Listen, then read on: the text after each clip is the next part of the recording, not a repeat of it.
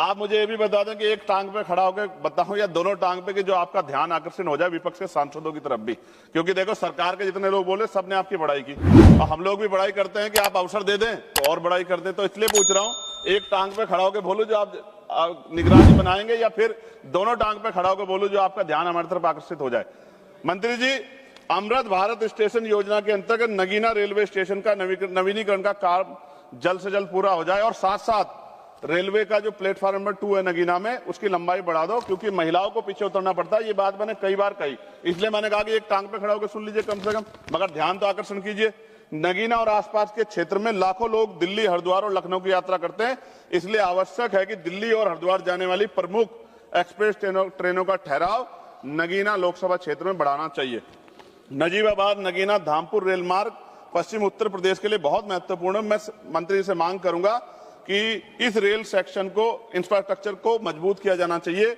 नगीना क्षेत्र के लोगों की सुविधा के लिए दिल्ली और लखनऊ के लिए नई इंटरसिटी ट्रेन चलाई जाए, इससे क्षेत्र के छात्रों और व्यापारियों को बड़ा लाभ मिलेगा।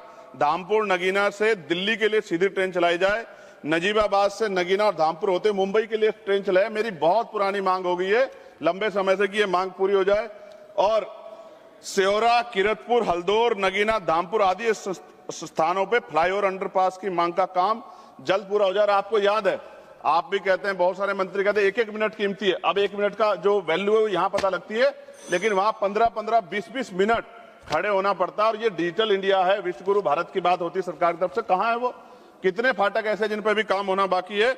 मुजफ्फरनगर में शुक्रताल में जो बहुत बड़ा तीर्थ है मंत्री जी, गुरु गद्दी अखंड ज्योति सतगुरु समनदास जी महाराज की, वहां बहुत लाखों श्रद्धालु जाते हैं, उसको भी किसी कनेक्टिविटी से जोड़िए तो इससे अर्थव्यवस्था में भी फायदा होगा और वहां के जो वहां मानने वाले लोग हैं उनको भी जो है वो भी आपका धन्यवाद करेंगे। अंत में मैं केवल ये बात कहना चाहता हूं कि भारतीय रेल केवल लोहे की पटरियों पर नहीं चलती हुई, यह देश के विश्वास और उम्मीदों पर चलती है।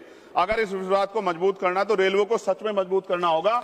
और नगीना लोकसभा दूसरे राज्य को भी जोड़ती है, इधर हरिद्वार और इधर कोटद्वार, तो नगीना से होके निकलते हैं, दोनों राज्य का वो जोड़ है। मेरा आपसे आग्रह है कि नगीना की जो मांगे मैंने रखी है मंत्री जी, अगर आप इनको पूरा करेंगे तो ये स्पष्ट होगा कि आपकी कथनी और करनी में फर्क नहीं है। अगर आप सिर्फ सत्ता पक्ष के लोगों के काम करोगे तो इससे स्पष्ट होगा कि आपकी सरकार सबकी सरकार नहीं है, आपकी सरकार सिर्फ अपने लोगों की सरकार है। और जहां के लोगों ने आपके खिलाफ वोट किया है उनके अधिकारों का संरक्षण भी, क्योंकि अब तो आप मंत्री किसी पार्टी के नहीं, आपको करना ही पड़ेगा। ये भी मैं आपसे आग्रह करता हूं। बहुत बहुत धन्यवाद सभापति। जय भीम, जय भारत।